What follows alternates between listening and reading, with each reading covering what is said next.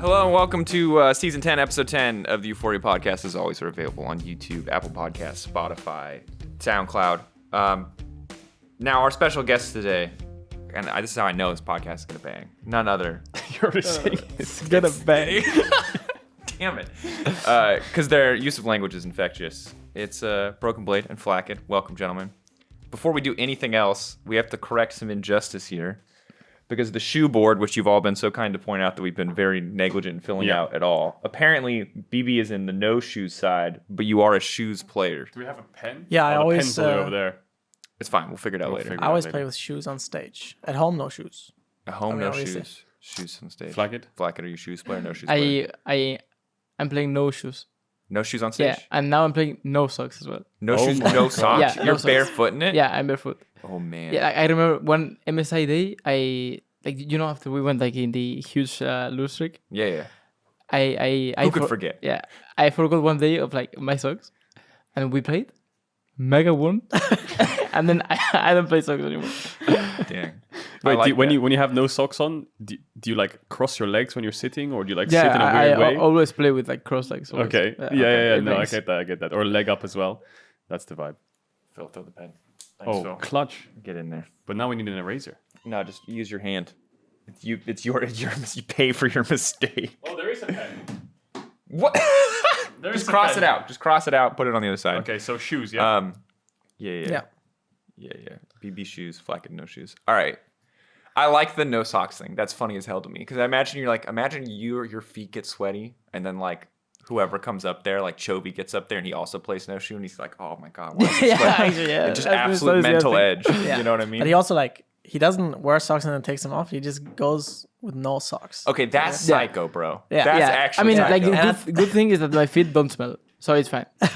Okay, that's like a superpower. Yeah. You know what I mean? Some people wish they could be Superman, but that's a Yeah, I very mean, it's like a low tier if my feet would superpower. smell, I for sure would wear socks. Yes, 'Cause that's- for respect for my teammates. Yeah. But my feet don't smell. Yeah. Damn. Bro, this is the insight I was waiting for. I'm not gonna lie. I guess you're the last person to ever smell them anay, so you're probably fine either way. I mean, I haven't smelled them to this day, so... I'd be worried if you did. I'm not sure what podcast we're making, but it doesn't feel like it's about League of Legends anymore, does it? So the people don't know this, but this is BB. Last time you were on, you pitched you guys coming on together because I know you guys are pretty close as far as teammates goes. How is I feel like I'm asking a couple, but I'm sorry in advance. We're a couple there. We're a couple there. It was a double date, boys. No, what was the process of you guys getting to know each other? Becoming friends on this team. What was it like? What did you like? This is so creepy. Wow, this feels weird. The grins on your face. Maybe we should just take it in a different direction. What do you guys do? What do you guys like to do together? Do you guys hang out together at all outside of just playing games?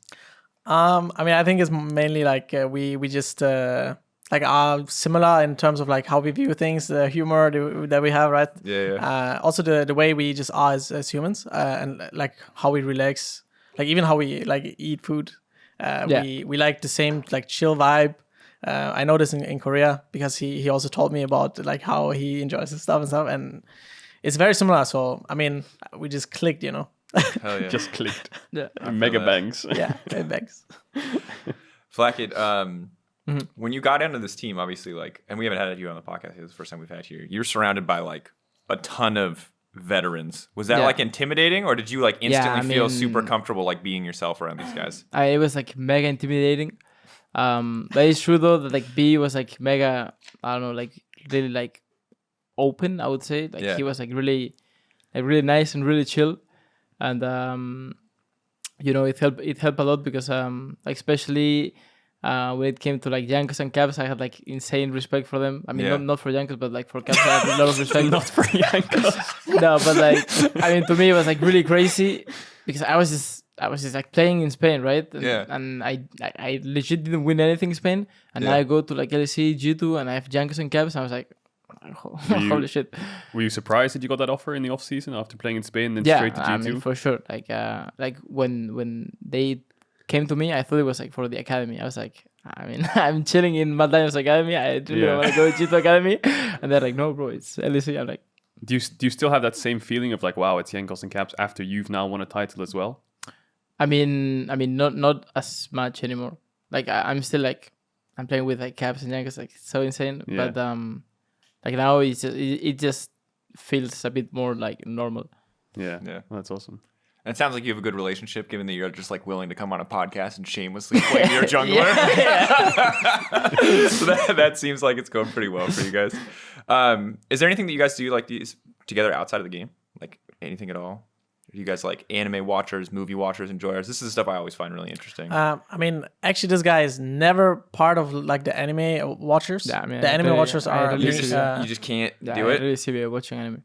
Yeah, I mean, only me, Caps, Jankos are like the trio when it comes to like watching anime. Is it scheduled anime, like weekday? Is like Yeah, a designated day? we always say like before game day, always.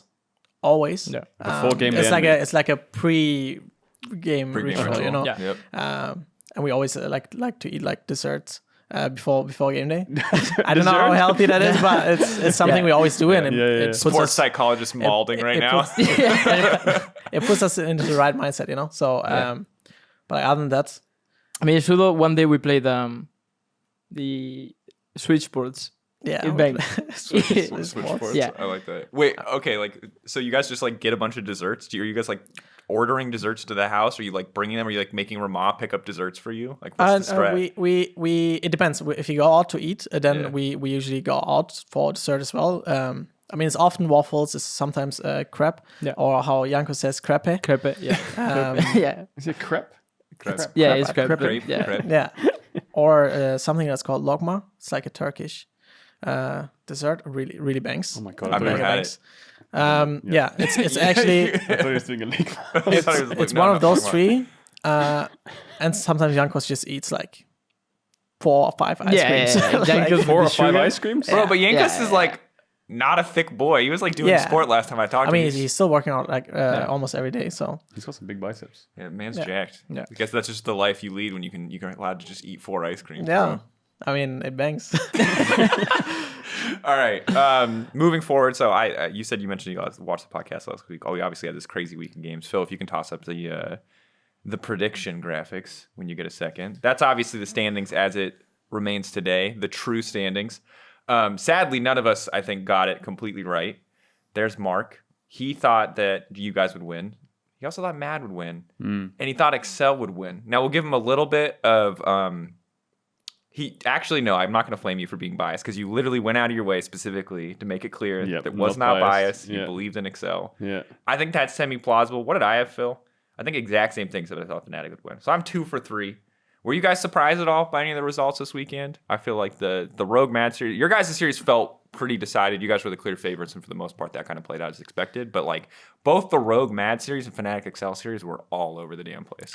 I mean, before the week, I would have agreed, right? But like now, like I thought that Mad was the favorite and that Excel was the favorite. I actually thought Excel was for sure going to win. But Yeah, same. they got cursed. Wait, how did they get cursed, BB? Well, as we What's the curse? What's the curse there? mentioned it earlier, but the Vitality also got a little bit cursed because they 5-0'd us in scrims, and no team 5-0's us and gets away with it. Yeah. So after Vitality 5-0'd, I think the week was it the week after, or was it 2 weeks after they got eliminated? I think it was 2 weeks. Yeah, But like that They week 5-0'd us. they lost to like BDS or like Australia or something. Yeah, they got eliminated, and then Excel the week before they play, actually the last the day before they get eliminated. So and that was on the Saturday. I think it was a Friday scrim, like Friday the day scrim. before we played. Yeah. I think they play one day later, so they got like mega confident. So what you're saying is if any team is 0-4 against or 4-0 against you in scrims, they just shouldn't play the fifth game. They should just cancel, FF like, the fifth write game. down. I don't think we ever got like 4-1, right? Like this play at least. Like it was either 5-0 or it's either 5-0 or we win. Oh, we win. Yeah. I see. So when you go to, you're saying when you go to Worlds and you scrim these teams, just give them a couple 5-0s. Yeah. No, and then not we just a don't- couple. We have to lose to every team in scrims, and then we win. You know, like that's how it works. But like memes aside, you actually like you felt pretty confident that Excel were going to be the stronger team on the day. For sure. Like I think Excel's drafting, I think is really, really good and really smart. And it also is because their players just can play a lot of stuff. And I think they actually had really smart ideas with how they're going to answer meta picks, how they're going to deal with meta picks. The Sejuani flex with the Clad, I thought it was really, really smart. And that doesn't just work with good draft. You know, you also need players being able to play those kind of things. Yeah. And I think they can do that. Yeah, they had a couple of things. They had the Nila, which not many teams have been playing in Europe. They have the Sejuani Kled flex where they pick TF as well, and they just 5-man bot when Kled pushes out top and ults down there. Then they had the Nocturne game, I believe, as well, if I'm right. Game 3 the Kennen Nocturne, which is like an LNG classic, which Doinbe and Ale were playing a lot. So they've been definitely watching a lot of LPL and practicing things. Yeah, I just think that the game 3 was just so heartbreaking for them. From that point onwards, they're trying to end, gets hit by a cast, could have gone Elder, could have secured Baron, just went for the end, came to buy them back, and then they got reverse swept. And it's like one of the most saddest way to lose a series ever, because it's something you will never forget. The fact that you're about to win game 3 and you're 8k up, and then you just lose the entire series. Yeah, I overall that was like a super scrappy series. I don't know, but how did you feel like both those teams were playing at their peak? Because I feel like Excel made a lot of sloppy mistakes when they had lead, and even Fnatic in that game that they won, that game 3, was a mess. Like upsets, like flashing forward into mid lane when there's a Nocturne with ult available, just trying to pick people off. It felt like, as much as Fnatic were able to win and were ultimately the better team on the day, like this felt like a very, very messy series to me. What was your take on it, Flakked? I mean, for sure, like, I think the later the set was going, I think they started to play like mechanically like better. But I think like game 1 and game 2 there was like a lot of like really like weird or like awkward mistakes or like decisions. But yeah, I agree that like overall in the entire series, like for sure they like both teams were not playing at their peak for sure. Yeah, even Upset dashed in game 5 and almost lost him the whole thing. Remember when Razork had actually Razork was like mega clutching it. Just super clutched it to save his AD, because if he died there, they would have got like Drake and Nash or something. Yeah. So that was a close one. And it was chaos. I mean, I'm curious. Back like week 3, week 4, we had a match of the week promo, and one of the Excel players, I think it might have been Marcoon, was talking about Fnatic as this team that felt like 5 separate players, and like when one of them gets a big lead, they can kind of come together. Do you still feel like when you look at Fnatic, you see some of that element? Do you still feel like that statement holds up, where they feel like a very like chaotic, like not all together team? Do you think that's fair? I mean, I think that Fnatic only wins if their bot is playing really well. That's how I feel as of right now. Maybe it's going to change for next week, but that's how I have been feeling throughout this split. At least I think last split they were more, actually last split they had really, really good mid game macro. They were really, really like precise when they want to take fights, and they were fighting really well around mid waves especially. But now it feels like everybody is doing their own thing, and if their bot lane doesn't carry, it feels like they have a hard time winning. They can still win, obviously, because they have players who are actually good, right? But they just seem to have like a problem in the team that maybe they couldn't fix. Like I'm not 100% sure, obviously, right? But that's how it looks from the. If you were to speculate, what would you think could attribute to that reason as to why they're all just not playing the same game? Is it communication? Is it different views on the game? Is it the alignment in reviews? Is just people are disagreeing? I think it can be many things. It's always something you cannot know, right? But many people say that it's Fnatic. There's always drama, right? But I don't even think it's necessarily that. No. Maybe it's just the players don't mesh up well together, or they change the view of how they see the game. It could be meta. Like for example, last split they had LeBlanc meta, and top lane was really, really easy as well, of like what's being played. And I feel like especially for bot lane as well, he always had his picks that were always good, and they were like never in like something we call draft hell. I feel like they are kind of in draft hell, where they're always just like behind in the draft end. I mean, you see they're triple banning ADs. They're spending so much to set up, it seems like, Lucian Nami exclusively. They're drafting it every single game, and it's very strong, right? There's a reason that people are picking it. But at the same time, when you look at their drafts too, they're like the people who, there's always someone else who suffers for that. You know what I mean? Like someone is getting like, there's like games that when we look back at like earlier recent split where you're like, oh, you're getting red side counter pick for Wonder, but it's like Gragas. You know what I mean? It's not like something that's going to show up in lane. It's not something like that, and that's the cost. And that's not a dig at Upset, but obviously like it does feel like Fnatic like found something that they were good at, and they're just like forcing that as hard as they can. And sometimes it looks good. You're right. Like there's these great moments where their bot lane like really pops off, and it feels like the team comes together. But it doesn't feel like Fnatic have figured out that puzzle yet. I don't know how you feel about them. Yeah, I wonder if they're leaning too much towards things like the Lucian Nami. We were talking a little bit about it before, but if you have to ban 3 ADs on blue side, I feel like you're already in a hole even when you're not first picking Lucian. Yeah. And red side. 380s They were on red side. banning And on 380s red on red side. side as And on well. red side, yeah. So they had Draven, Kalista, Sivir on red side, and then they had The game before they Draven, Kalista, Nyla Yeah. on blue. So then you're going into things like Twitch. Is it a case of like, are these must bans? Because I know Zeri is Zeri things with Yuumi. Yeah. Draven can be really strong. Kalista can be really strong. These are answers to things like Lucian Nami. Is it when you remove these 3 champions that Lucian Nami are the strongest? I mean, I think so, and as well, I feel like for Fnatic is like really comfort champions as well. I think like Absa is like really comfort on Lucian, and like Hylissang, like, I think he can just like play whatever like can fit Absa. But yeah, I think it's like one of the strongest lanes for sure after all the Kalista Draven stuff are out. Yeah. Yeah.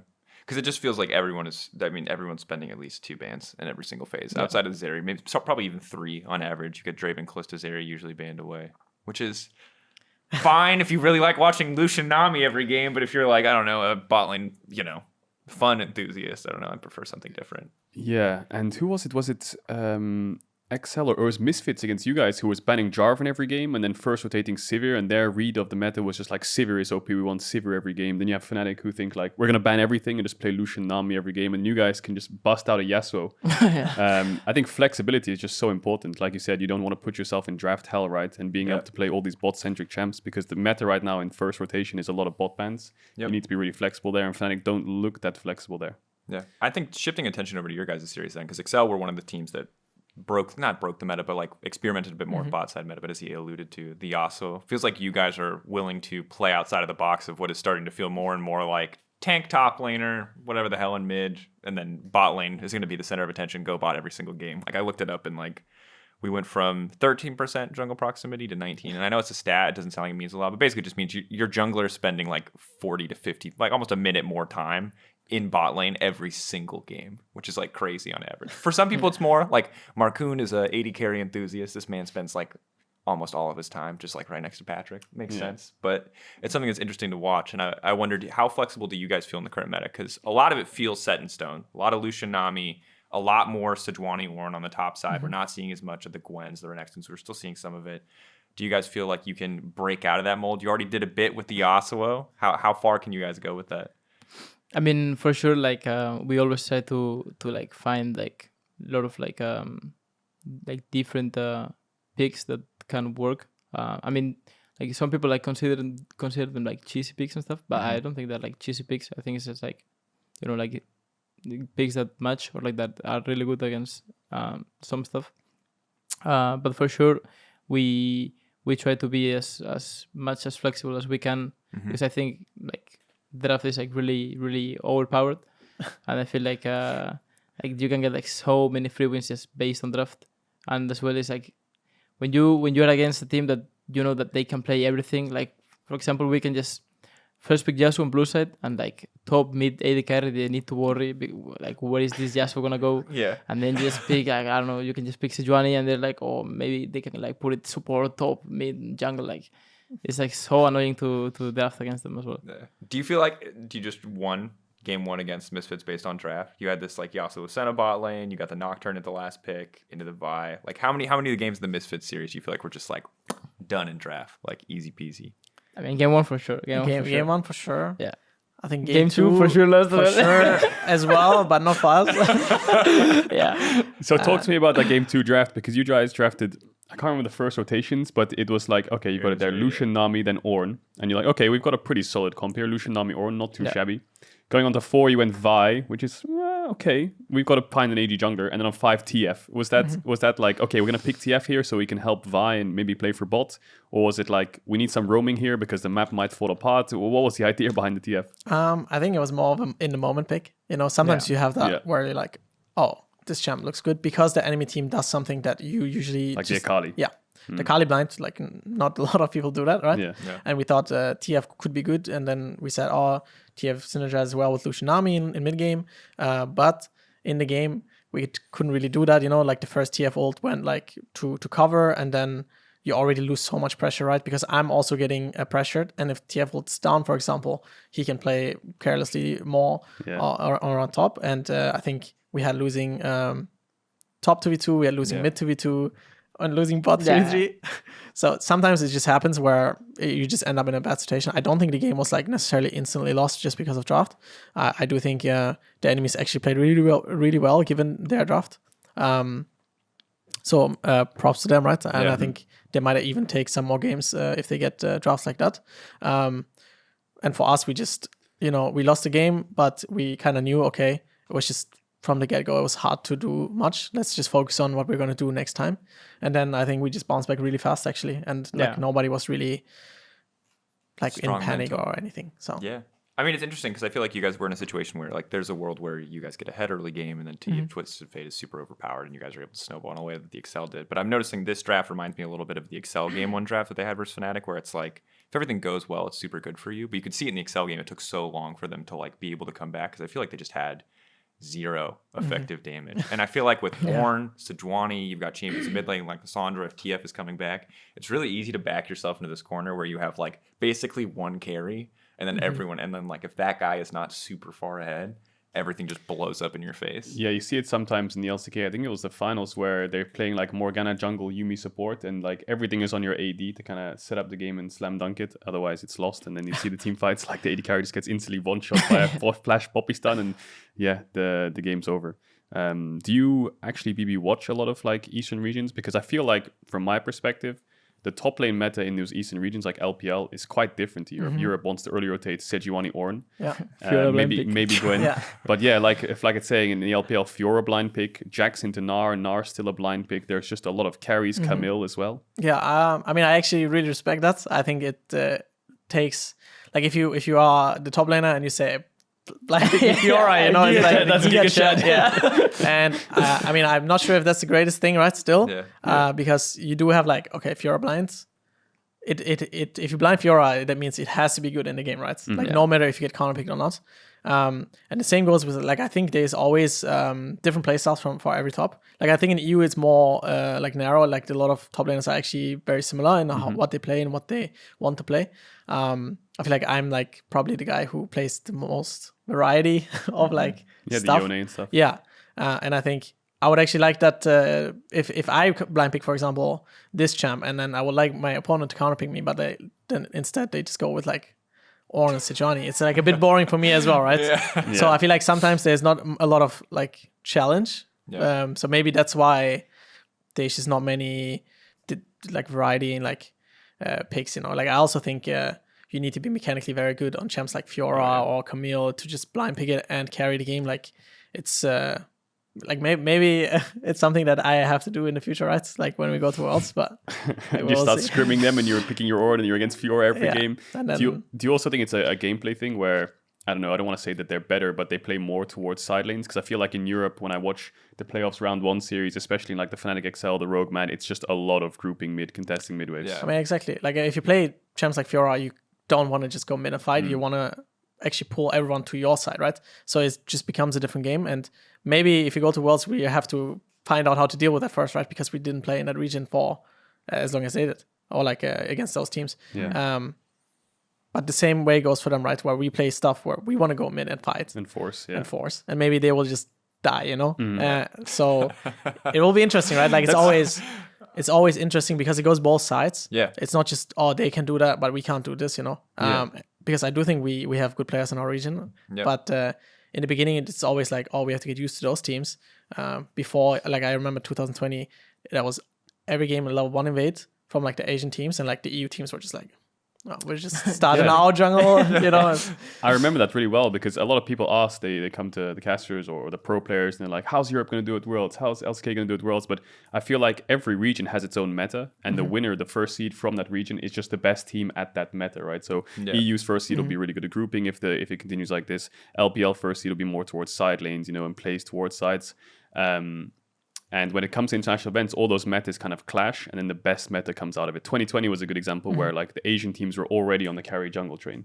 And the EU was quite slow to it because they were still playing things like Set and Sejuani. So we were just behind because we were trying to copy Why does everything feel like Yanko's flame? Why does it all just you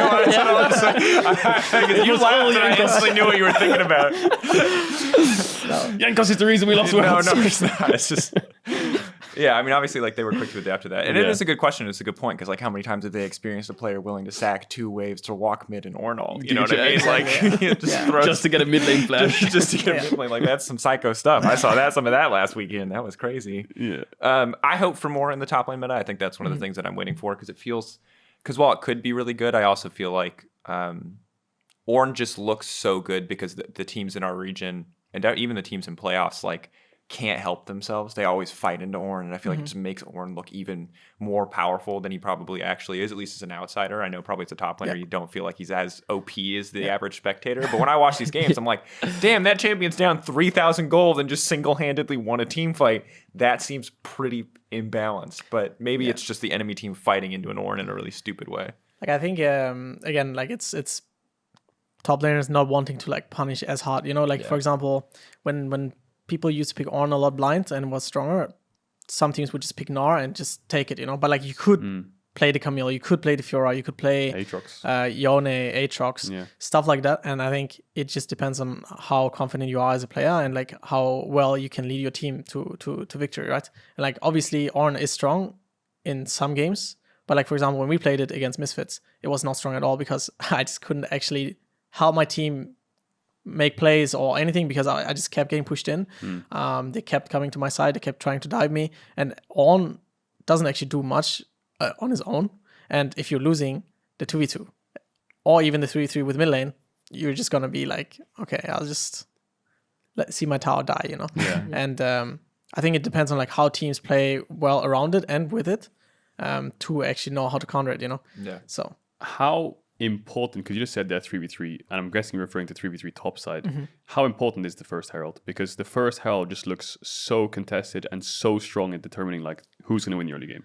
I mean, I think after the changes where it gives you gold, like it gives you 300 gold, I think. 200 local and 100 yeah, exactly. And I think that made it really, really important to just contest, you know. That's why I also think, like, for example, champions like Renekton are in the meta because it's just always going to be strong in those kind of fights. And I think we've seen a lot of bot laners even rotate to Herald very early. That's why you always even draft for bot lane push sometimes to, you know, ensure, okay, we're going to 3-3, but bot lane has push, so they're going to move. So if there's a fight, we fight with bot lane advantage, right? So I think it is very, very important because it gives you 300 gold just by getting it, and then it gives you 360 minimum. Yeah, 360 minimum, and it gives you the pressure of like, okay, if you go bot side, they could just Herald top side and get the whole tower, right? Or if you fight 2v2 and you lose the 2v2, your whole tower is actually just gone, you know? Yeah. So it definitely... 320. Yeah, you're right. 160 plus 160. Yeah. Bad it math. builds like so much pressure, Yeah, I feel like, if you get the first Herald. Well, and it feels like the champions who in meta might have given you an alternative punish, like basically Tristana and Aphelios, I guess are really the only two who can actually like eat enough tower plates to balance out a Herald. And those champions were fine, but even after the changes, it feels like it's actually just impossible to outvalue a Herald on a chain. Because like Dragon, you can get like 2. Aphelios maybe gets 3 plates, but with the new changes, an extra 300 gold on Herald is so hard to actually like do that. And plus, obviously, those champions aren't in meta. It just seems so difficult. Yeah, true. With the 80s falling out of meta, like the tower damage, like things like Zeri and Sivir and Lucian can't really take the tower as fast as Aphelios. And those champs are picked because they can contest, maybe push or fight topside level 6 earlier anyway. So it's just a lot of fighting towards Herald, which has now become, I feel like Herald has now become a staple. Like the early game is all about Herald. To be fair, it was all about Herald before. You know but before you could be like, well, you could make trades. Let's try to get their bot tower and get a bit of an XP lead. Yeah. But now it just feels like, it just stings to give it up. I don't know. It just looks like, it does look really rough. How do you feel about the bot lane meta right now? Like, I don't know what what is your preferred bot lane meta? Like, if you can pick a bot lane meta to play for the rest of your career, which one would you prefer? Is it like scaling? Is it this early game aggressive shit? Like, what do you actually like? I mean, of course, in this team, right? In G2, I prefer to scale. I mean, it's not like we are like, you know, like fanatic bottom that we just like usually draft for us and play for us and try to make like leads in lane 2v2 or like 3v2 and stuff. But I think right now this meta is like fine. I think you can play a lot of stuff. I think there's like Draven, Kalista, then Nyla as well. You have the Sennas, you have the Sivir area stuff. So, I mean, I'm not sure, right? Like what I prefer. I think probably if I had to choose like between spring and summer, I would choose spring. Just because it was like really like way more clear or like what to play. It was just the Jinx affiliate state, and whoever gets the better counter pick, like the better support matchup or like the better jungle matchup is gonna probably like take over the game. And it was like really like pretty easy to draft. Yeah. But I feel like right now there's like so many answers. But I think if you're like really flexible as bot lane, I think you can like get like so many advantages early game. So you prefer like the I mean, clear standard of like at least. I mean, I prefer the scaling side because as well it's like the champions that I'm like more like comfortable on. Yeah. Like I really like Jinx. I really like Aphelios. I really like like Kai'Sa when she was meta. Great, Yeah. I really like Kai'Sa when she was meta, or like people were blind picking as well. But like I really like this meta as well. Like I really like Draven as well. Like I used to be like little rat, like one tick Draven. Like when I was like 15, I was like mega one tick Draven. Super toxic L9. Yeah, I mean not super toxic line, but I was like mega one tick. I would like perma play only this champion. Yeah. But I mean, probably I would just choose the scaling side. Probably. Yeah. I mean, and I remember looking back at that, and there was definitely. I remember G2 in spring experimenting with more utility champions. You had some of the Senate games, but you guys really came in your own in playoffs. Not just like people will remember the Ahri Jarvan. That was a lot of your early game leads, but a lot of your team fights were you playing Ornn when no one else was playing Ornn, and you playing a carry, and you guys team fought. I think so much better. It felt like when you were on a hyperscaling carry with a team that could fight front to back. Because I remember you also had some affiliate games that season, but like maybe BB was on a Gwen or a Yone or whatever, and those fights looked so much more chaotic. I'm curious if you feel like you guys have been getting better at fighting, because your team fights across the board seem cleaner, and it's not as, and the meta isn't as simple as it used to be. You're playing these Kalista, Tahm Kench, Azir kind of things. You're playing Yasuo. You're playing, this is not just Aphelios front to back. Do you feel like your guys' team fighting as a whole has gotten better since spring? Yeah, I mean, I think so. I think the reason for that is probably me and Jankos, who like really have like the engaged tools most of the time, right? Like sometimes Stargamers as well. Or if Caps has like an Ahri, we started being way more clear on like how we want to fight, how we want to take the fight. And I really like that, because I think what the AD carry needs to do is if he wants to fight or not, right? Like, do you want to fight in front to back, or like what kind of fight you want to take? And then it's like up to the guys who have the agency to engage on how you want to engage. For example, in the Misfits series, we had the Sejuani into Skarner, and then Jankos was like on the Herald fight. Yeah, he was like, "Oh, this guy has no tenacity. He has Ionic boost. Just go on him. We're gonna win every fight." And then from this point on, I was like, "Okay, I'm looking on Skarner. If he comes to Pixel Bush, I'm gonna go on him." He came on Pixel Bush. I went on him. We won the fight. Yeah. And I think things like that just became more clear. Obviously, it's also partly because of I'm playing Sejuani and Ornn. It's like easier to engage, Sure. Then like if I'm playing Gwen, I can't just run at the enemy. Sometimes, if I'm ahead, but like you're not ahead every game, right? But if that's why also when we are on like stuff like Jarvan, it's very, very clear, because Jankos is very good at saying when he wants to go in. I'm very good at when I want to go in. That's why I also think we were winning a lot with Ornn back then.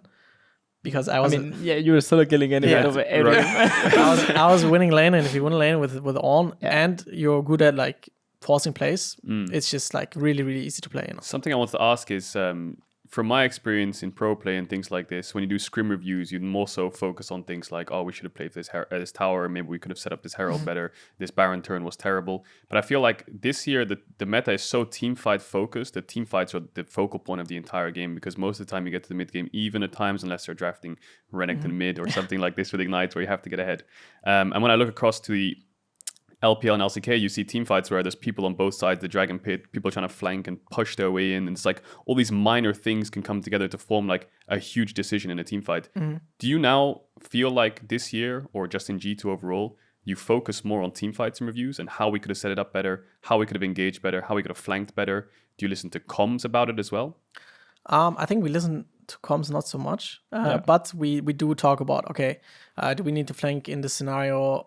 Actually, in another example, we had where Jankos played Wukong and we had the Tahm Kench. I think it was game 4. Game 3? Game three. Yeah. The Tahm Kench Kalista is and we had like a team fight where Jankos went in, and then Targamas ate the Wukong. And then he's like, oh, I don't think you should eat me in the next team fight, because I think I'll be fine, even if Skarner ults me. And then the next team fight already, we started team fighting better, And I think these kind of comms or like communication, even in the game, is very, very good, just because like, okay, you made a mistake, but you're already saying what you can do better next time. And then you already team fight better next time.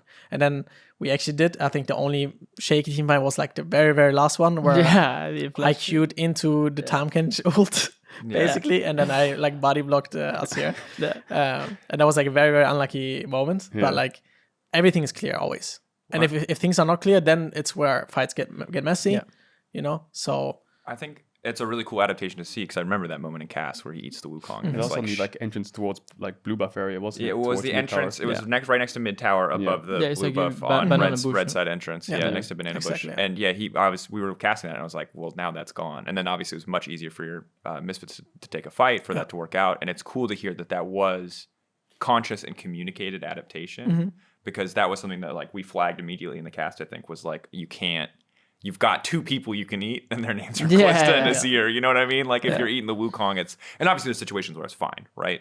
But it's really cool to hear that, like, that communication came through and was adapted over the course of the game. And that was a massive game for you. I think Caps ultimately stole the spotlight because he was very flashy in the game. But in terms of, like, actual damage output, that was a game that I thought was really cool to watch from you because I feel like we've been steadily watching you. You said it yourself. You're on this team where, hey, I want to play more scaling. Everyone talks about the G2 top side, but it feels like you've been slowly taking more and more of a spotlight for yourself. You've had these big Draven games. That Callista game was massive on an individual game. Obviously, the Yasuo game is cool because it's Yasuo, but obviously Yasuo, you kind of just sat bot side a lot of stuff. You were chilling in that game too, to be fair. But so how do you feel about your progression as a player? Because when you started, everyone was kind of like, oh, you guys are weak side, that's great for the team. There's a lot of diehard Flakked fans who are like, he deserves more praise. And it's like, all right, cool. But how do you feel about like your performance and growth as a member of the G2 lineup? I mean, I think when I joined, I was like, I mean, I always been like really, you know, like a weak side player, and I was always like playing like really solid and like usually with like never like int lane and stuff. So I was always like 50-50, even in like bad matchups. But it's true that, you know, when we were at the spring playoffs, it was like a lot of like bot focused draft. It was like Jinx, Aphelios. And I remember actually we made the rule of like the Herald because like so many Heralds. We were like playing like Jinx Aphelios matchups. I was like moving bot lane and then we take Herald and then my whole bot tower is gone. And it was such a tragedy.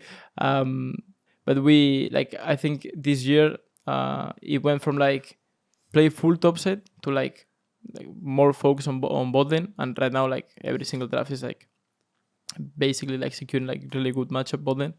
And I think in MSI, we realized that we really had to, like, me and Targa, like, step up. I think we stepped up for the playoffs in spring.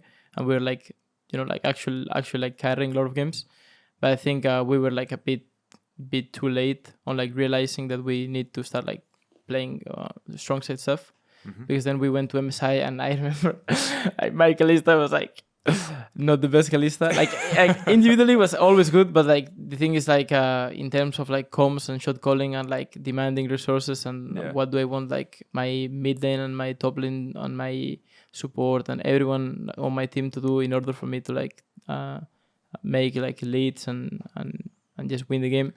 We were like, me and Tara were not like really good at it, and I think right now we're improving. I think we have like really long way to go to like become like, I don't know, like Genji bot lane or like P5 bot lane or like any like really top tier bot lane. I think we still need to improve a lot in our comms, but I think we're in a good path. Do you feel like you know what you need to do to improve? Because I feel like sometimes that's the hardest thing, is to actually know what you need to work on next when you start to get as good as you're getting. It's like, how do you go from, let's say, A tier to S tier? Random example. You know what I mean? Do you feel like you guys know what you need to do to get there?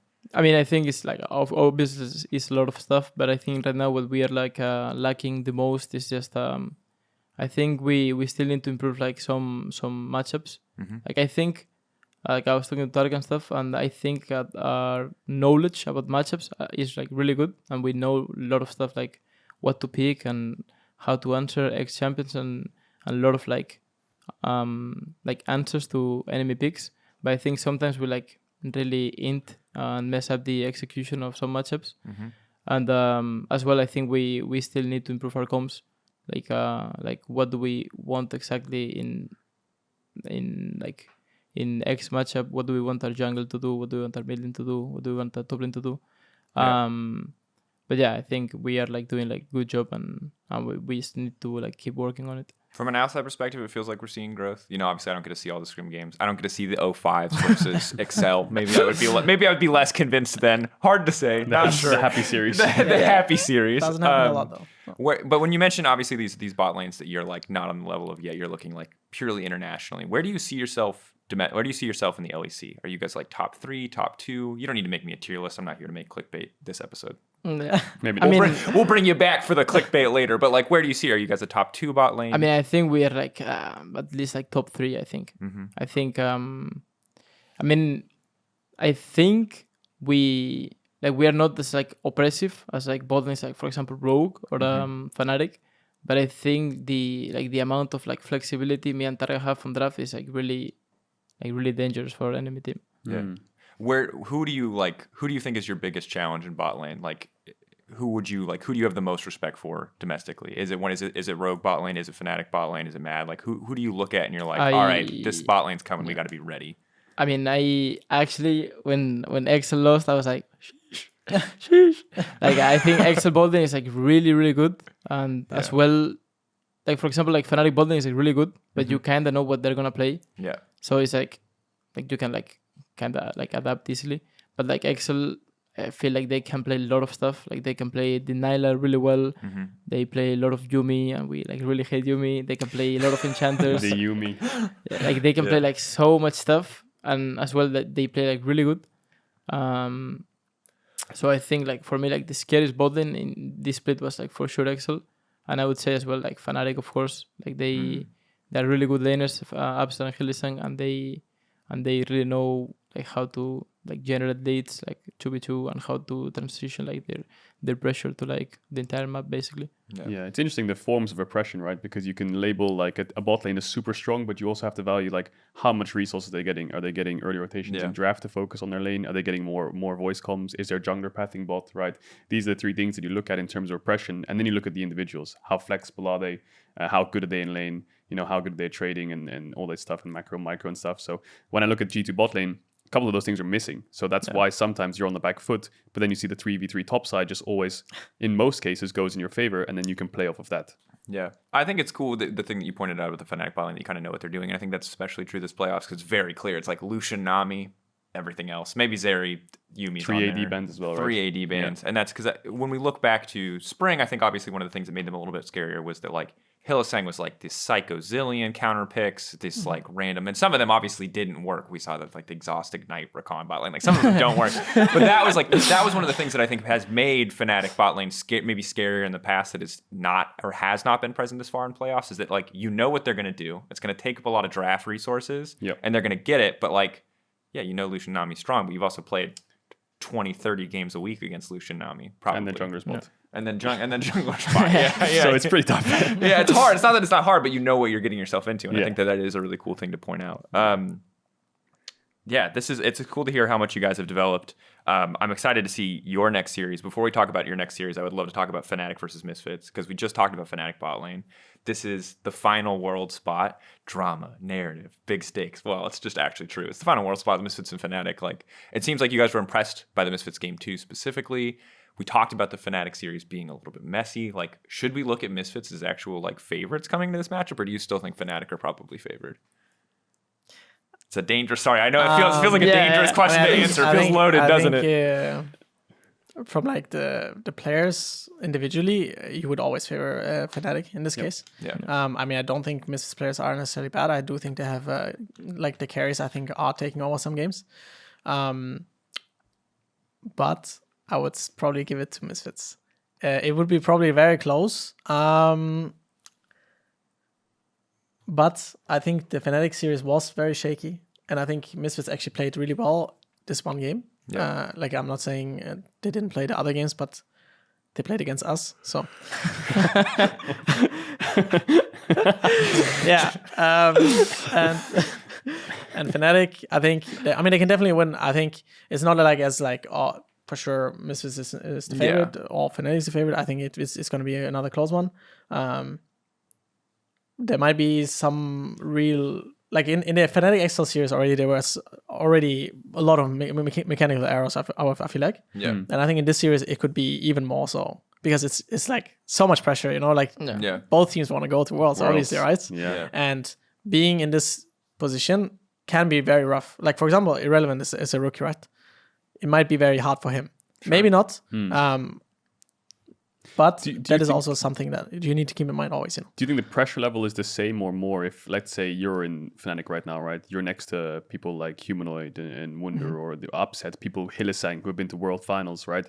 And Worlds is the minimum.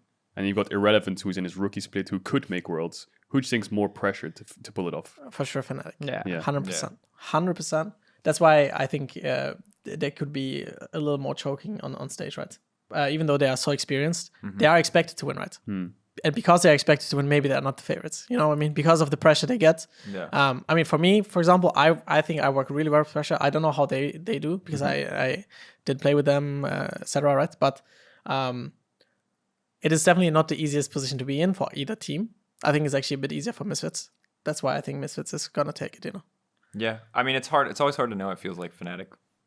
Even in that series, there were so many points where I feel like XL were, you know, clearly supposed to win. Yeah. And credit again, I don't want to take away from the fact that Fnatic ultimately did win. That's credit to their tenacity for making it work. And obviously, XL definitely made mistakes. Fnatic made mistakes too. It was, as you highlighted, a lot of maybe questionable team fights, a lot of questionable plays across the series, and it makes sense. Like both these teams are fighting for their lives. It's been a long day. It's game 5, game 4. You know, like stuff gets messy. It's the nature of the beast. But Misfits looked outside of game 4, where I think that they like had done a lot to mitigate what your comp wanted to do. And game 1, where you guys obviously just kind of rolled over them, like looked like they had like clear plans and they were playing around their plans and they were playing pretty well. They feel like an easier team to bet on.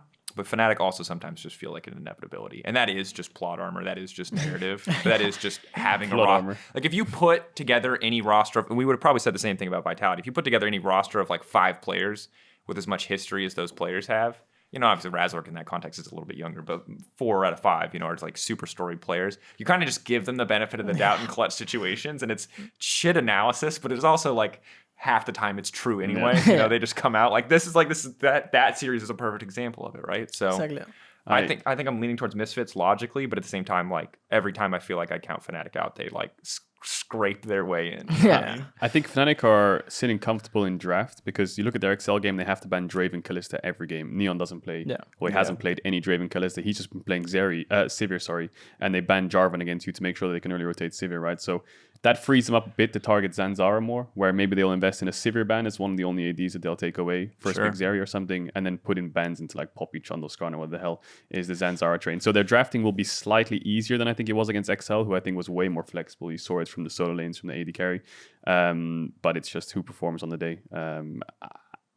It's so hard to say. A lot of these series go to 5 games. We've already had 2. I think this could be a 3rd series that goes to 5 games.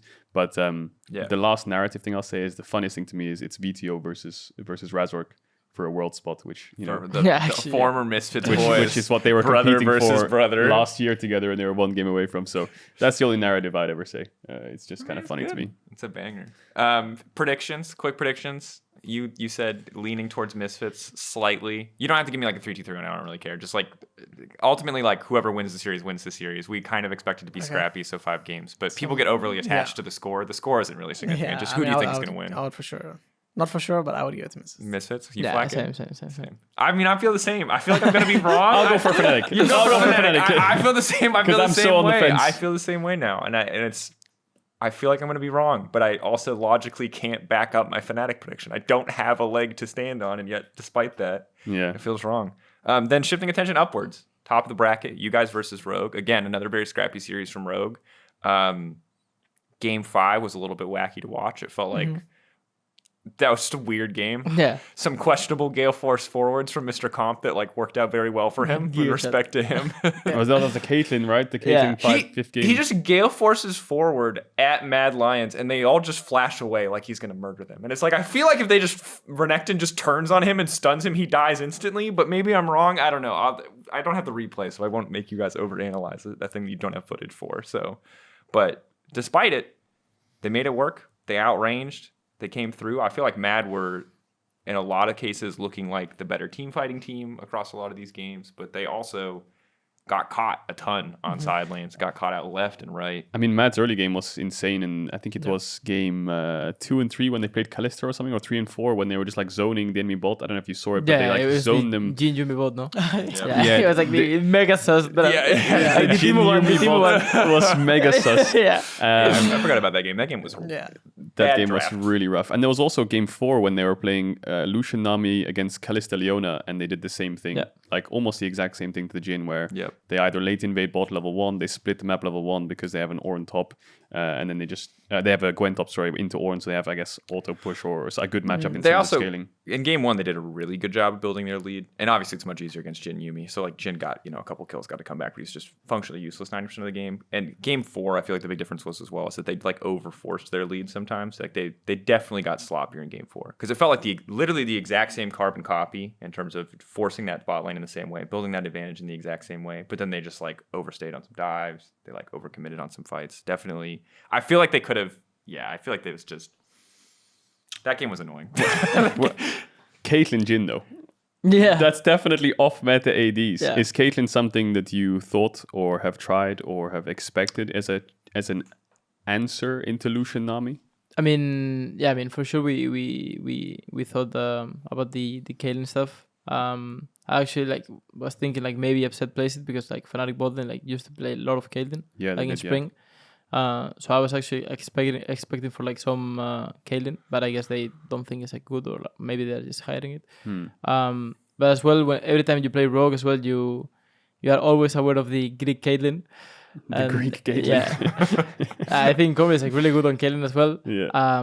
So it's always, if you want to blind pick some champions, you against players like Comp or Upset, you're like, okay, what if they go Caitlyn though? Yeah. I think Caitlyn, I don't know, I'm not the biggest fan of this champ. But I mean, some teams can make it work. But I don't think she's in the best Caitlyn spot ever. It's true that it's getting buffed right now. But for players it's not. But I think, I mean, if you have the tools and the players to make it work. I mean, of course, if Caitlyn is ahead, it's gonna bang. It's gonna bang.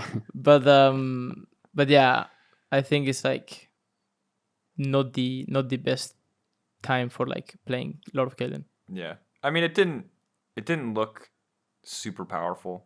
It obviously still does a lot of the same things that it's always done. Pretty solid in lane. You outrange with the Lux. You got the traps for the setup. It makes it really hard to approach objectives. She still did pretty good, but she didn't look. She didn't look so oppressive that it was unbeatable, and it felt more like the composition of a whole that Rogue managed to put together in Game 5 was the biggest issue, because again, you're just playing so many short range champions into Orianna, Caitlyn, Lux. Yeah, for sure. I mean, I think Mad Lions as well. I think it was really good scenario for Caitlyn, because Mad Lions has Lucian Nami, which is not really strong in lane early levels, and they had Wukong jungle as well, and I think they even invaded top or something. I don't know. So it was really free game for Caitlyn. Yep. And still they almost get when they got the solo kill in botlane, Caitlyn almost gets one shot as well. She survived 1 HP. Yeah. So that's why I think Caitlyn is in not the best state right now. I think it's a fair call because it's a good thing to highlight for people who don't remember. Mad Hard forced a tower dive, a 2v3, and then it ends up being a 1-for-3 in favor of Rogue because they outplay a little bit. The tower dive is sloppy. So then on top of that, Orianna gets 2 waves or at least 1 wave free in mid lane, and then Kate just gets to sit bot lane with Lux and hard push into tower, and they don't get to do anything. And then also 2 seconds after that, they get the 2v2 kill and manage to get out alive. So this game is, I would argue, fake data probably on Caitlyn, because this is literally Mad could not have griefed the topside dive any harder. And technically, credit to Rogue, they really did outplay in that instance. Lethal tempo, Jarvan, Malrang's a bit of a psycho, but I forgot about that until you pointed that out. That was about as bad as it can get versus a Caitlyn in the early game. Yeah, it definitely was. I remember seeing a dive and I was like, if that man had phase rush, like he did every other game, he probably would have died. But I think he went phase rush mostly because he was against Trundle as Jarvan. Yeah. Just so he can get out. So you guys are banning Jarvan, I assume, because it's like every game Malrang has Jarvan. It seems like he's like a lot. Their jungle looks like a lot more happens in the jungle role. The Trundle was not very threatening in most of the games that I watched. It's the Jarvan top of the food chain. Jarvan seemed very top of the food chain. Jarvan is top of the food chain for sure. every bot laner. Yeah. But for every top laner, it's like the supplier, you know. Yeah, legit. Like that, he doesn't do like the thing is Jarvan is not good against almost every top that is in the meta, especially like very bad into fighters. Doesn't deal much damage. It actually just locks you down, which is good against people who are squishy and don't have a dash, right? And that is mostly bot laners, right? Like bot laners, like Sivir. Exactly. Yeah. That's why they banned it, right? Yep. But we also have a Jarvan player on our team, maybe 2. Maybe 3? Maybe 3. So is there center Jarvan tech into Sivir or something? The Aries Zanyas, let's go. Yeah, Oh I mean, my actually, I was on a dinner with Malrang the other day, and I told him like, oh, just come gank top, you know, because he loves the game, right? Like everybody knows that. Yep. Like he actually has the lowest CSD. To be fair, it's so hard to talk well about Malrang, but like he does so much good stuff, but his stats are like not great. Yeah. He just sacks himself every game. That's because he has like that's what I respect about him. He has a set play style, and he will play this play style no matter what. No matter what happens, which champ, he will play like that. The enemy team has Ezreal LeBlanc. He's locking in J4. Yeah, and he will just gank you. Yeah. He has jungle camp up. I'm gonna gank. He is down. I'm gonna gank. Remember he needs the base. I'm gonna gank. Yeah. Do you know what? You know what we need? We need a stat that tracks how many flashes are blown in the early game by a team and weigh up how much Malrang does against it. Yeah. Because I feel like he just runs mid, gets a flash, runs top, gets a flash, bases, runs bot, gets a flash, does a camp, back to mid. and that's why I also think we are going to be having a good time against him, because I think Jankos is very good at calling. When Jankos is in the zone, has a good game, he knows where the enemy jungle is. I mean, you're tracking against Sansar. I think it was in game 1 was. Yeah. I mean, I mean, it was Your top lane wards. difference. Pink ward on the red, Run. ward the Krugs. Exactly. That pink ward was alive literally it was the entire game. It was like, I was like, 20 okay, minutes pink I bought ward. another pink ward, and I was like, okay, do I put mine now or do I wait until it dies? You know, it's like, Map hack. yeah, and I think that's gonna be key against Rogue. I think the laners are solid, obviously, but I think Malrang is like the key player of like getting them ahead, and then the laners snowball really well. Like I think, like Ornn, especially in spring, he was really, really good at like laning. And if Malrang wasn't even top a lot, but like if he was top, he would do a lot with the lead. And same, I feel like for every laner, especially their bot lane, I think they play really well with leads, and like mid is more just playing Azir farming maybe. But I mean, that's how they play, right? And I think they have a set play style, but I do think we will know how to play against it ultimately. Track jungle. Well, I want to talk about bot lane in a second because I'm interested to see how you feel about that matchup, especially now that there's a Caitlyn Lux potentially loose in draft. But how do you feel about that Oda matchup? He's one of the few Renekton enthusiasts that we've had, obviously busting out. Like, is this finally like, just give me one series where there's not just Sejuani Ornn every game? That's all I want, bro. Are you part like of the church? You guys are just like fist fight? Very funny actually. After we played, I think it was the very first game in summer where we played the Yone instantly into Odamna's Ornn, and then after that he started playing Yone and solo queue, which was funny for me to see, you know. But I mean, I'm a type of player who will always try to figure out some picks that are good into the meta, because I feel like if you're good enough to play it, it just gives you advantage in draft, and your coach is like, if he trusts you and believes in you, that you will actually carry games. And before I couldn't carry games, you know, like when I was a new player, I was always like, oh, I'm gonna play this and I'm gonna 1v9, but I never 1v9 because I was just not experienced enough. I didn't know what to do. I would get ganked and the whole game is over, you know, like, you know what I mean? Like I remember when I was in NA, I was playing like 80 games of Kalista top, and I was actually very good at it, but I didn't have like the trust necessarily, because I was picking these kind of champs before and then I didn't carry. And I feel like if I would play Kalista top now or like Vayne top now, I could actually pull it off. Small teasers. Not saying too much here. Right? Kalista flex. We talked about Yasuo. Yeah, but yeah, I mean, I think right now I'm capable of doing that, just because I think now I'm in a position to be able to carry games, not because I'm mechanically good enough, but because I'm experienced enough to know, okay, I need help on this wave, or we can dive on this wave. I can tell Caps, okay, do you have a move? We can dive top in this wave. And if they say no, then I will have to play according to that, right? Or like Jankos is very good at saying, oh, the enemy jungler has this timing, and then I can play based off that, right? And I think those are getting more and more important the crazier your pick gets. And playing as meta picks who are usually always just good, like the Renekton, like Gnar when it was meta, like the Sejuani, always fine. But once you find those key picks, like the Yone, for example, right? We might see it, we might not. It will depend on how the week goes, I guess. The week of scrims. But yeah, I mean, very excited to play against Odo. I think it's always very, very nice to play against him. Very challenging. Like I said, as long as there's banger picks, that's all I'm asking for. That's what I'm hoping for. At least we'll see. I can't promise, but I mean, the win is the most important thing. We might see let's just hold out a little bit of hope. Flakked, for you, I feel like we're probably going to see a more standard bot lane meta. It's not Patrick and Mickey, so it's not just like an arms race for crazy picks. Obviously, they busted out the the Lux Caitlyn, but past that, it feels like this is a more standard bot lane opponent in terms of what they've been playing. We're going to see some Lucianami. You'll probably get to play some Lucianami. Is there anything that you like watch out for when you play against comp and Tribute? You talked about how aggressive they are earlier. Yeah. Is that something that you like try to be aware of when it comes to playing against this team? I mean, I think they're really strong laners, of course, but when we play Rogue, I think everyone is like, I mean, not scared of, but we're like really aware and try to track where Malrang is. Because I do remember in finals, I was like a 0-3 level, like minute 5 or something. With my Shaya last game, I got like ganked so many times. I remember. Yeah, and I was like, okay, I'm gonna go bot. There's no way this guy is here. There's only 2 camps. There's no way he's here again. And I die again. I was like, okay, I mean, I guess this guy can just be anywhere. He's cheating. He's cheating on jungle. But yeah, I think they're really strong laners as well. I don't think they're like, at least they're not like fanatic bot lane that they can like really stomp you 2v2 and like take over the entire map. But I do really think that they're like really, really, really strong. Yeah.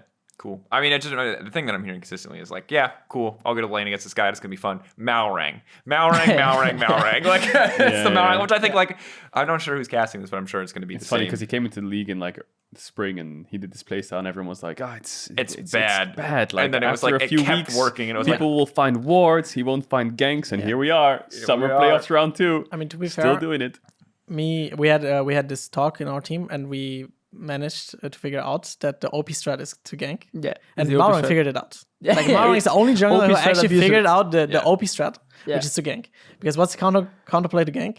It's a gank. Yeah. It's a counter gank. It's a counter gank. Yeah. There's not a counterplay. Either you get ganked and die, or you get counter gank and you 3-2 and you kill them. Yeah. You know, that's this logic is flawless. Yeah. Just gank. Because the counter gank is gank. So if we gank first. The thing is, if you don't expect the gank, it's gonna work because you don't expect it. Yeah. And if you expect the gank, you have to play safe and you gank anyway and they die anyway. Because why? Yeah. Ganks are OP. It's just the alternative to rock, paper, scissors, rock. Exactly. Rock can beat rock, so just use more rock. So just gank. Yeah.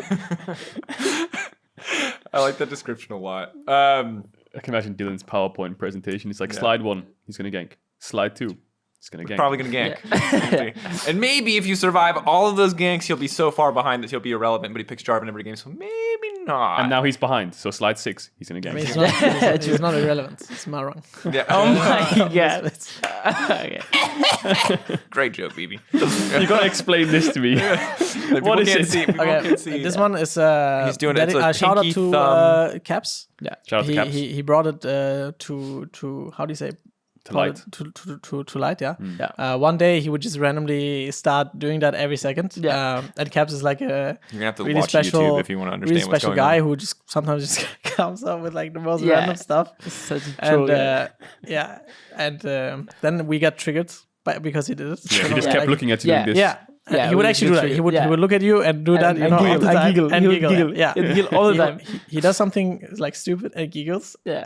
And then this guy gets triggered. And then we start doing it as well to him, you know, to trigger him. And then we just got like used to it, I guess. And now we always do it. Now it's like for everything. Yeah, we now even made like almost everyone else do it. Like even Targamas. Like Targamas is like the most. Actually, even that. You would like he's the most calm guy. Jankos doesn't do it. Though. Yeah, Jankos doesn't do it. But, I mean, he's a bit old. Yeah. So for people in podcast land, you put out your thumb and your pinky, And you close the other 3 fingers and you just wiggle your Wiggle hand. your hand.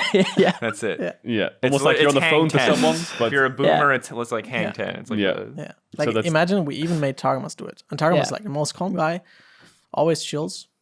And then one day he just started looking at us. He bangs. Yeah. it's like in CSGO, you have like you make a cool play and everyone puts their like fists fist out. bumps together. G2, Caps just gets a solo kill, he just looks across the ankles. Yeah.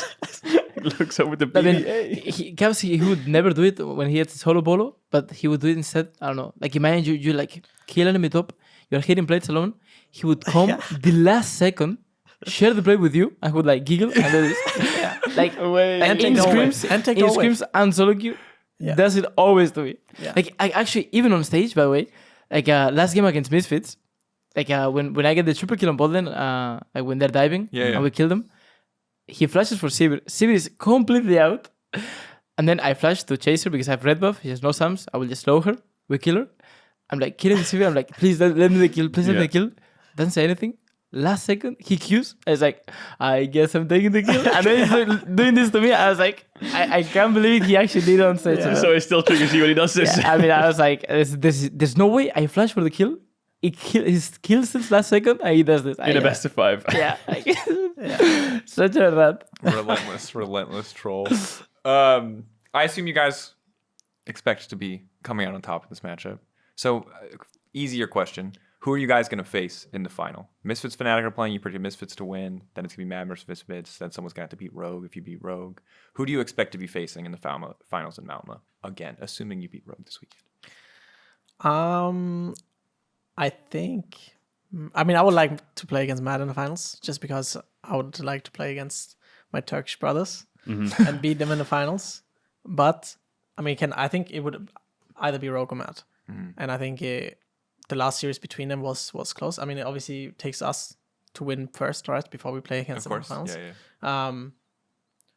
But I would, as of right now, I'd probably give it to Matt, as in like who's ultimately stronger. Because I do think Matt has really, really strong early games. Actually, probably the best early game team in the league.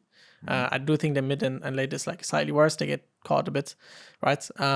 But if they get really good early games, then I think they're strong and they're like a huge threat. Especially they snowball really well around bot side once they get like this huge lead. Like we had this 6k gold lead Draven or even more maybe. And that didn't just happen once, happened like multiple times. And I think that comes because of their early games like so good, and they actually use level 1 really well. As for Rogue, I think Rogue is a good team, but if you don't, die to the OP strat, then you can come out on top. And I think we will see like how that goes. But anything else? We haven't talked about Mad a lot today. Marcus, anything else you want to say about Mad? We'll get to talk about them more next week if you're listening at home and you're like, damn, I want to hear more about Mad. Like, don't worry. I think since they're not playing an immediate series, we'll just have to see. I think. If there's any team in the league that, let's say, if G2, you guys win against Rogue, I think Mad could probably pull off a lower bracket run to the finals and be very strong in the finals as well, because I think two things that they're really good at. I think they're very good at having momentum. When they have momentum in best of 5s, they seem to just run away with it. And 2 is their early games are just insane. But I think you're right in saying they do get caught out a lot. It looks like their mid to late game comps are just slightly off, doing different things, over-forcing. I mean, I think when we did the podcast last week, we said that they were their own worst enemies. Yeah, sometimes for sure. And it looks like they are sometimes, whether they either get too excited about seeing a play and one of them flashes in and all of a sudden everyone's like, well, hang on a second, we all have to go forwards. But yeah, I think Mad Lions will pull off a lower bracket run. I also expect them to be in the finals with G2. You in the same boat, Flakked? Mad Lions, first G2 in the finals. I like it. I think we're lacking. Wait, no, we do have a Swedish player. Unforgiven's Swedish. No? Unforgiven is Swedish. Yeah. Larson is Swedish. One time for the Swedes. We're getting a Swedish player there some way, one way or another. Yeah, if Misfits are unless Misfits make the run. Yeah, unless Misfits make the run. Yeah, maybe they do. I mean, or right Fnatic now, based on predictions, Misfits is going to be our 4th seed at Worlds, which is crazy. If you guys win, win this weekend, you're guaranteed groups, which is pretty sick. Yeah, that's sick. Yeah, which is sick. Would you guys? Some teams would rather play through plans. I don't want to spend too much time on Worlds because they're still really far away. Some teams would rather go through plans for the experience. That's what teams who have already locked into play-ins say. Would you guys just always rather go groups? I don't know. Yeah, for sure. Just go groups. I mean, the thing is, I think what's really important is like also taking a break before. Yeah. And we get a longer break when we go to groups. So we have more time to like relax and actually go in, really start to try hard again. Yeah. And what's really important, I think we did do some mistakes when we went to MSI, and I think we expected way too much from us, and I think we will have to go in with a different mindset. Yeah. Obviously, it's still a bit far away, and we have to focus on what's next, right? But I do think if you go to groups, then we're going to be prepared way better than when we went to MSI. Yeah, because the finals are September 9th, 10th, I believe, right? Around that area. I'm just looking on the calendar on the weekend. Like 10th, yeah, 11th 9th, 10th area. And then play-ins, I think, start like the 26th or 27th somewhere. So that's a couple of weeks turnaround time to be in Mexico and ready. But End of September, bro. I don't know why you're throwing out specific days. I don't know. I'm like BB. I'm like one thing at a time. I know I'm casting on Friday this weekend, and then next weekend I'll figure out when I cast then. Yeah, 10th, 11th. Phil just told me is the finals. There you go. So, something to be thrilled for. Something to be hyped about. Malmo. Last thing, because we're bad at this. We're probably going to have to cut this because we're shit at including the segment. EUphoria MVP. We give one MVP every week. You were the only team not to go to 5 games. And to be honest, anyone who watched the Rogue Mad Fnatic Excel series, you've been pretty sloppy. So I feel pretty comfortable giving it to a G2 player this week. You think Caps? Would you guys agree? Do you think Caps was your MVP? He was the player of the series, right? Yeah, but this can be different. Because sometimes the player of the series, people are just like Hans Sama? Hans Sama can play the worst game of his life.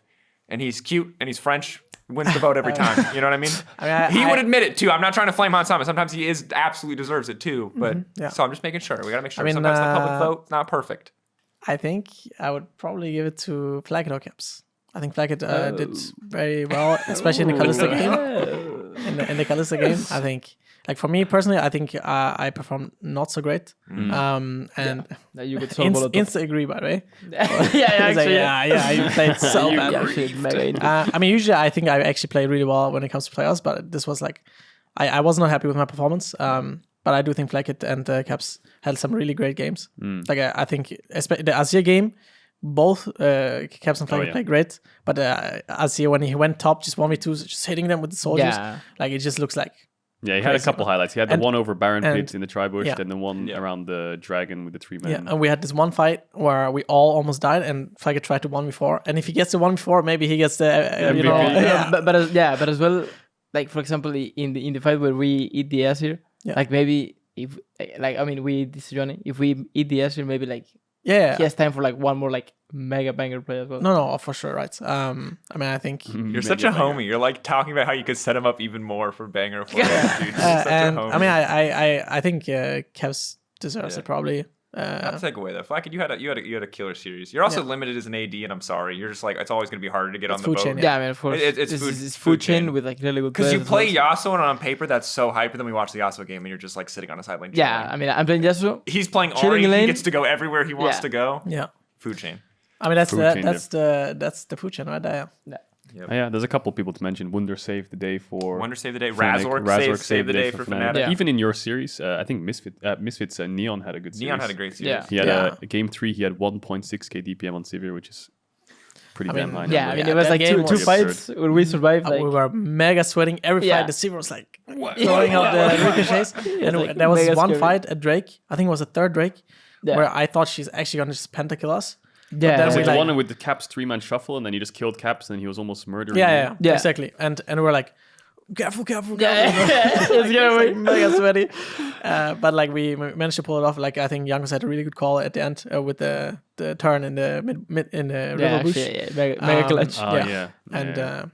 Then that's where we ended the game, right? So it was a tight week. There was a lot of clutch players. Obviously, Patrick in game 1 of the Excel thing as well. I felt bad for him that draft. Felt like that was the only way they were going to win the game is if he 1v5. But yeah, this week we give it to Caps. Flakked, no shoes, no socks. I forgot about that. Yeah, damn. Plus no socks. Plus no socks. All right, boys. Should I do it with the capital P? It's with the capital P, please. Yeah. We have to remember what year he got it. Capital P. There you go. Bam. Right. The capital P is like the biggest meme of all time. Yeah. Where Phil's handwriting is at the top 3 and the titles and the lines and where it gets progressively terrible. Yeah, I just start writing everything. Anyway, boys, that's it for EUphoria. Thank you both for coming on. It was good to hear from you. I'm excited to watch your team internationally. That's when I can be shamelessly biased. Right now, I'm like, good luck. Where's your opponent, Rogue? You know what I mean? Like, I no favorites here. Just want to see the best team win. When we get to international, as long as I'm not casting on the desk, fuck that, Europe, baby, let's go. You know what I mean? Like, I'm like, let's go. Every meme, every tweet, every analyst desk appearance. You gotta have it. If I'm on the caster desk, no bias. That's where all the casters evolve into like madness. You know what I mean? Like the single tear that will escape my eyes as you guys are getting bodied by Gen G. I'll be like, an incredible performance from Gen G as they 2v2 kill the bot lane. But my voice will say the right words. I will not betray the sanctity of the job. It's but the same all around the world. The LCS casters will be like giving it when it's NA Oh, versus it's so EU. funny because Kobe's such a professional, but he's such an NA lover. You know what I mean? So you'll watch his face be dead as he watches NA get obliterated, but the words coming out, he's so good. He's like, he's such a good caster. He's like, and you are smashing NA. You know, he's like, he's singing their praises, but you can see in his face he's just dying slowly but surely. Yeah. Credit to him. Consummate professional. Absolutely cracked. But good luck against Rogue this weekend, guys. We'll see if our predictions come true. If Misfits can knock up the standings, make the knock up, isn't that getting move up the standings? Let's pretend I didn't say that. Or if Fnatic comes out on top, find out who our 4th world seed is. This has been EUphoria. Friday, Misfits Fnatic. Saturday, you guys are Saturday, right? Rogue versus G2. Yeah. I don't know. Winner versus Matt. That would make sense. Do you just handshake each other? Yeah, of course. We have to handshake. Good episode. Good episode. Good episode. Thank you, boys. Thank you. Cheers. Cheers. This has been episode 10, season 10. We'll see you next week for episode 11, and this weekend for 3 more best of 5s. Farewell.